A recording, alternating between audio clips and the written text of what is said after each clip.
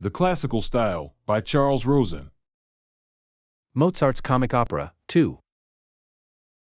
In more complex finales, Mozart sought librettos that allowed him to clarify and dramatize the unfolding events, even rearranging acts for the desired order.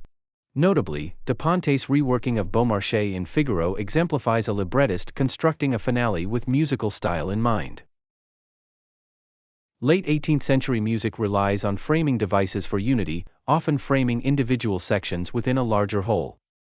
In Don Giovanni, D emerges as the fundamental tonality, skillfully demonstrated in the opening scene's framing by the overture and Donna Anna and Don Ottavio's scene.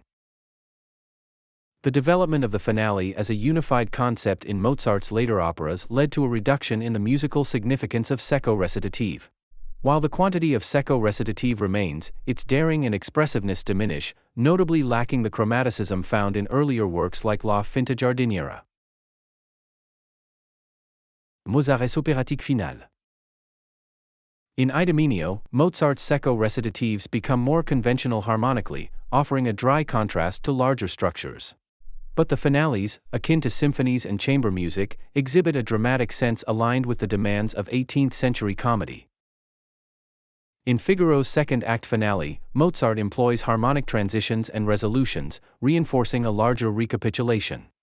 Finales serve as operas in miniature, demonstrating tonal unity, a principle strongly adhered to by Mozart. Mozart consistently finishes operas in the key of the overture after the age of 20. This adherence to classical proportions within the harmonic structure of the entire opera is a hallmark of Mozart's mature development.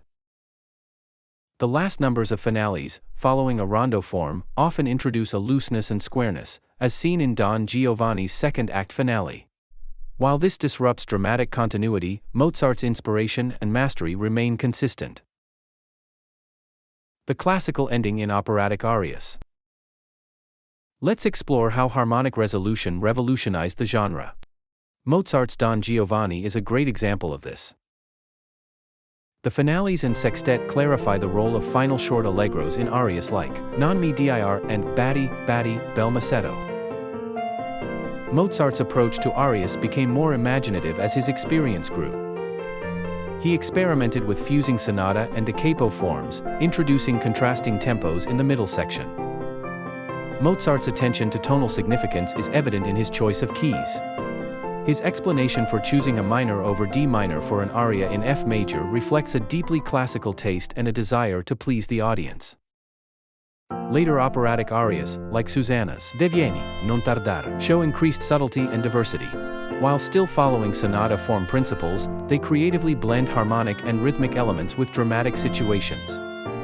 Susanna's aria, initially seeming freeform, adheres to a sonata minuet structure, creatively varying the opening theme in the recapitulation. Figaro's Se vuol ballare is a masterful blend of freedom and structured balance. It initiates as a monothematic sonata, with the opening melody recurring at the dominant and a modulation to D minor serving as a development section. The ensuing presto, a variation of the initial theme, stays in the tonic, acting as both resolution and recapitulation. This transformation aptly conveys Figaro's triumphant anticipation of the Count's impending downfall. The contrast between the opening and presto highlights the impactful change in rhythm and speed while preserving the original outline. The economy of a Mozart aria is exactly that of a Haydn quartet. The little phrase, Signor Contino, becomes a triumphant assertion of victory with Le suonero si. By transposing the final note up an octave and employing a motif, the cavatina achieves a dynamic development, influenced by Haydn. This technique provides logical coherence, expressing evolving emotions, from menace to triumph, in the classical style's unity through discrete elements. Hoffmann's critique. E.T.A. Hoffmann, a renowned music critic, describes a moment in Don Giovanni where the music and drama coincide perfectly. This is a testament to Mozart's genius. When the statue of the Commendator sounds his C on the tonic E, Mozart takes this E as the third of C and modulates to C major. This transition is technically complex, but it adds to the emotional depth of the scene. Hoffmann argues that this moment is so powerful that even a layman will tremble with Leporello. Similarly, a seasoned musician will be moved without giving thought to the technical structure. The descent admired by Hoffmann is only one of a series in this E major duet, and forms part of a sonata symmetry. There are 4 such descents, 2 from the dominant, B major, to a G natural, and then 2 as a recapitulation from the tonic to C natural. The first occurs when Don Giovanni threatens to kill Leporello if he refuses to approach the statue.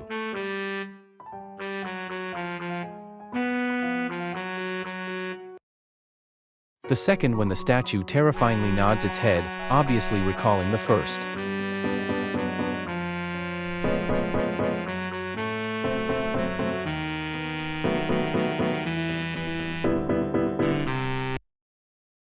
The 2 descents from the tonic to C natural are more elaborate, first when Don Giovanni steps forward to command the statue to speak.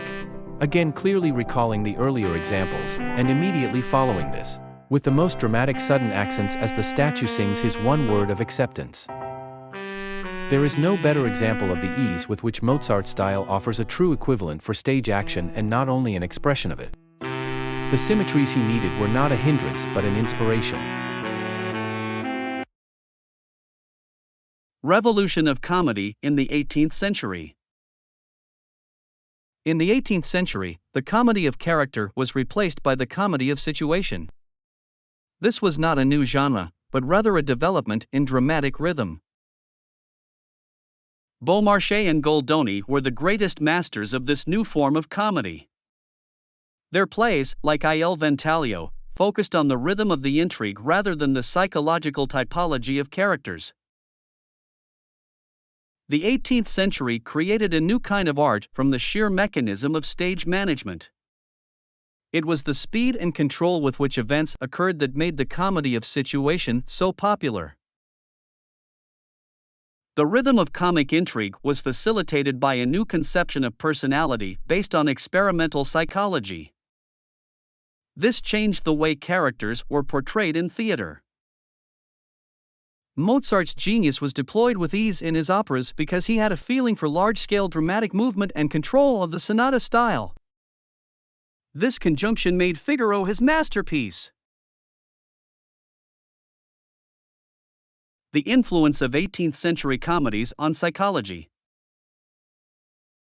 Although linked to popular improvised theater, 18th century comedies didn't allow for improvisation. Masked troupes fit in well with the psychology of the era, where outward personalities were seen as masks. Marivaux's plays were highly sophisticated and explored experimental psychology. These demonstration plays proved psychological laws through action, not argument. Così fan tutte is a prime example of this tradition. The play uses disguise to create a closed system for observation, free from outside influences. Although criticized as absurd and immoral, the libretto is not meant to be realistic. It presents a traditional, artificial world for psychological exploration. Only exceptional critics like E.T.A. Hoffmann recognized the warmth and irony achieved through the libretto and Mozart's music.